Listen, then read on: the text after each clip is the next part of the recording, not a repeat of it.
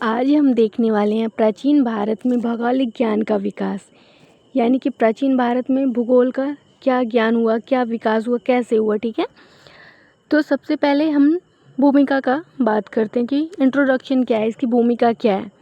ठीक है, ये एमए ज्योग्राफी के लिए मैंने लिखा हुआ है जो 20 मार्क्स के लिए है। ठीक है, हम लोग इसको इस प्रकार लिखेंगे, मार्क्स फुल मिलेंगे। ठीक है, तो भूमिका इंट्रोडक्शन देखने वाली हैं कि प्राचीन भारत में भौगोलिक ज्ञान का विकास मानव जीवन की आवश्यकता। तो मानव जीवन की आवश्यकताएं क्या क्या हैं?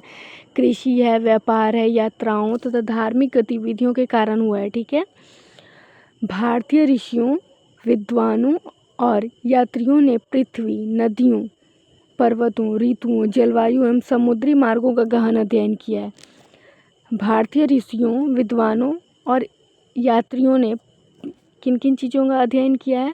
उन्होंने यात्रियों ने पृथ्वी, नदियों, पृथ्वी हो गई, नदियाँ हो गए, पर्वतों, ऋतुओं यानी कि मौसम, जलवायु एवं समुद्री मार्ग यानी कि समुद्र की यात्राएं किया, समुद्री मार्गों का गहन अध्ययन किया। वैदिक साहित्य में पुराण, महाकाव्य, बौद्ध, जैन ग्रंथ तथा खगोलीय ग्रंथ प्राचीन भारतीय भूगोल के प्रमुख स्रोत हैं। ये हमारी भूमिका कंप्लीट हुई। अब हम आगे देखने वाले हैं कि प्राचीन भारत में भौगोलिक ज्ञान का विकास में पॉइंट नंबर 1 है सिंधु घाटी सभ्यता में भौगोलिक ज्ञान। सिंधु घाटी सभ्यता है, उसमें भौगोलिक ज्ञान क्या क्या हुआ? तो सिंधु घाटी सभ्यता 2500 ईसा पूर्व में नगर नियोजन एवं पर्यावरणीय ज्ञान अत्यधिक विकसित था। क्या कि सिंधु घाटी सभ्यता कब थी? यानी कि 2500 ईसा पूर्व में नगर नियोजन, यानी कि सिंधु घाटी सभ्यता 2500 ईसा पूर्व में नगर नियोजन एवं पर्यावरणीय ज्ञान अत्यधिक विकसित था। प्रमुख विशेषताएं क्या है इसकी? इसमें प्रमुख विशेषताएं इसकी हैं कि योजनाबद्ध नगर निर्माण हुआ था, उन्नत जल निकासी व्यवस्था हुई थी, कि जो हमने पहले भी पढ़ा हुआ है कि योजनाबद्ध नगर, यहाँ पे हर चीज़ एकदम सही ढंग से बनाया गया था। यही प्रथम हमें मिला है कि यहाँ पे नगरों को एकदम सही व्यवस्थित ढंग से व्यवस्थित किया गया है। ठीक है, और अगला पॉइंट है कि उन्नत जल निकासी व्यवस्था, यानी कि नालियाँ बनाई गई हैं कि यहाँ का पानी अलग जगह से कैसे ड्रेनेज सिस्टम से गिरेगा। ठीक है, नदी घाटियों के निकट बसावट है, यहाँ पे नदी घाटियाँ इसके निकट में बसावट है, तभी तो ज़्यादा लोग यहाँ पे रह रहे थे। समुद्री व्यापार का विकास हुआ था। ठीक है, उदाहरण के लिए लोथल और हड़प्पा का लेते हैं। तो लोथल एक प्राचीन बंदरगाह है और हड़प्पा एक विकसित नगर नियोजन है। ठीक है, ये हम लोग उसके अंतर्गत लिख सकते हैं। अगला हमारा है वैदिक काल में भौगोलिक ज्ञान। क्या? वैदिक काल में भौगोलिक ज्ञान यानी कि वैदिक साहित्य में प्राकृतिक पर्यावरण का विस्तृत वर्णन मिलता है। वैदिक साहित्य में प्राकृतिक पर्यावरण का विस्तृत वर्णन मिलता है। इसके प्रमुख स्रोत कौन कौन से हुए? ऋग्वेद में, अथर्ववेद में, उपनिषद में एवं पुराण में। प्रमुख स्रोत हैं ऋग्वेद, अथर्ववेद, उपनिषद एवं पुराण है। ठीक है, और हम प्रमुख भौगोलिक ज्ञान देखते हैं कि प्रमुख भौगोलिक ज्ञान सप्त सिंधु प्रदेश का वर्णन होता है। इसमें गंगा, यमुना, सरस्वती नदियों का उल्लेख मिलता है। प्रमुख भौगोलिक ज्ञान हमको मिला है कि सप्त सिंधु प्रदेश का वर्णन, यानी कि सप्त सिंधु प्रदेश का वर्णन मिलता है। गंगा का, यमुना का, सरस्वती का, नदियों का उल्लेख इसमें मिलता है।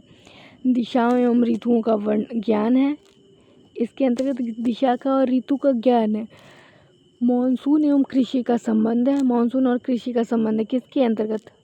प्रमुख भूगोल के ज्ञान के अंतर्गत। ठीक है, अगला हम लोग देखते हैं वैदिक भूगोल का विकास। इसको हम फ्लो चार्ट के अंतर्गत कर सकते हैं, क्योंकि हमें अपने पेपर को अट्रैक्टिव बनाना होता है। क्वेश्चन को अच्छे से रिप्रेजेंट करेंगे तो मार्क्स फुल मिलेंगे। ठीक है, तो इसके लिए सबसे पहले हम लिख लेते हैं क्या है क्वेश्चन? वैदिक भूगोल का विकास, यानी कि जो वैदिक भूगोल है उसका विकास किस प्रकार हुआ? तो सबसे पहले प्राकृतिक अवलोकन हुआ, फिर नदियों का पहचान किया गया, फिर कृषि का विकास हुआ, फिर स्थायी निवास हुआ, फिर व्यापार एवं यात्रा हुआ, फिर भौगोलिक ज्ञान का विकास इस प्रकार हो गया। अगला है रामायण एवं महाभारत कालीन भूगोल। रामायण एवं महाभारत कालीन भूगोल यानी कि महाकाव्यों में भारत के विस्तृत भूगोल का वर्णन मिलता है। महाकाव्य कौन कौन से? रामायण और महाभारत दोनों महाकाव्य माने जाते हैं। ठीक है, तो महाकाव्य में भारत के विस्तृत भूगोल का वर्णन मिलता है। हमने देखा है कि इसके अंतर्गत पर्वतों का वर्णन मिलता है, कि संजीवनी बूटी का वर्णन मिलता है, इस तरह से। तो इसमें प्रमुख विशेषताएं क्या क्या हैं, जैसे मैंने आपको बताया कि प्रमुख विशेषताएं हैं कि इसमें पर्वत, वन एवं नदियों का वर्णन होता है, कि इसमें रामायण और महाभारत में पर्वतों का, वनों का तथा नदियों का वर्णन मिलता है।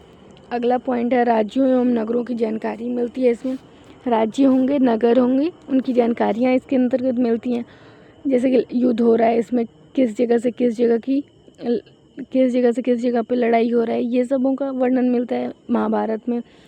उत्तर से दक्षिण भारत तक यात्रा का विवरण मिलता है, जब राम जी सीता जी को ढूंढने गए थे, इस प्रकार से उत्तर से दक्षिण महाभारत और रामायण से इस प्रकार का हमें प्रमुख विशेषता मिलता है। ठीक है, उदाहरण के लिए जैसे कि रामायण अयोध्या से लंका तक का मार्ग, जैसे मैंने आपको बताया, और महाभारत में विभिन्न जनपदों का वर्णन मिलता है।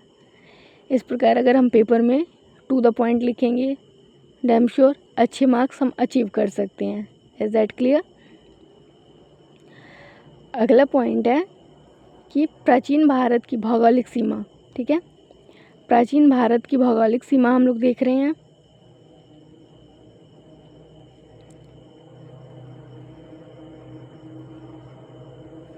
प्राचीन भारत की भौगोलिक सीमा यानी कि इसको हम डायग्राम से डिनोट करेंगे तो हमें ज़्यादा सुंदर लगेगा कि यानी कि प्राचीन भारत की भूगोल की सीमा क्या है। तो सबसे पहले हम जानते हैं कि सबसे उत्तर में हिमालय है, और उसके बाद इधर भारतवर्ष, फिर पूर्व में, पश्चिम में, दक्षिण में इसके हिंद महासागर है। सेंटर में भारत है, भारत के उत्तर में हिमालय है, दक्षिण में हिंद महासागर है, पूर्व और पश्चिम, इस प्रकार हम डिनोट कर सकते हैं। ठीक है, अभी फ़िलहाल रात बहुत हो चुकी है इसलिए मुझे नींद भी आ रहा है, लेकिन मैंने सोचा कि अभी इम्पॉर्टेंट है तो कर लिया जाए इसको।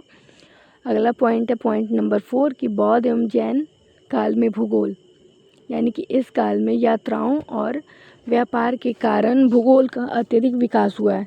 बौद्ध एवं जैन काल में भूगोल, यानी कि बौद्ध समय में और जैन समय में भूगोल का क्या रोल रहा है, भूगोल कैसे विकसित हुआ है, ये इसमें बताया गया है। इस काल में यात्राओं और व्यापार के कारण भूगोल का अत्यधिक विकास हुआ था, क्योंकि यहाँ पे महावीर स्वामी हो या बुद्ध भगवान हो, ये सब यात्राएं करते थे, तो इससे भी हमें भूगोल का अत्यधिक विकास हुआ। ठीक है, प्रमुख योगदान जैसे कि व्यापार मार्गों का विकास, विदेशी संपर्कों में वृद्धि हुई, नगरों एवं राज्यों का वर्णन हुआ, नगर और राज्यों का वर्णन हुआ प्रमुख योगदानों में। ठीक है, अब हम देखते हैं कि विदेशी यात्रियों का योगदान, यानी कि विदेशी यात्री कौन कौन से थे? फाहियान और हुएनसांग। इन यात्रियों ने भारत की सामाजिक, आर्थिक और भौगोलिक स्थिति का वर्णन किया। विदेशी यात्रियों ने, जैसे फाहियान और हुएनसांग ने जब यहाँ पे आए हमारे भारत में, तो उन्होंने भारत की सामाजिक, आर्थिक और भौगोलिक स्थिति का वर्णन किया। इस प्रकार हमें भी योगदान प्राप्त होता है। अगला है कि बौद्धकालीन भौगोलिक विकास।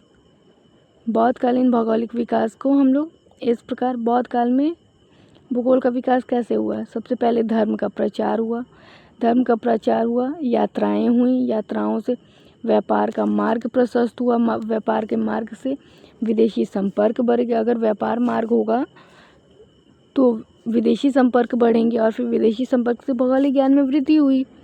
इस प्रकार फ्लो चार्ट हमारा हुआ कवर। अगला पॉइंट नंबर 5 है हमारा मौर्य काल में भौगोलिक ज्ञान, यानी कि मौर्य काल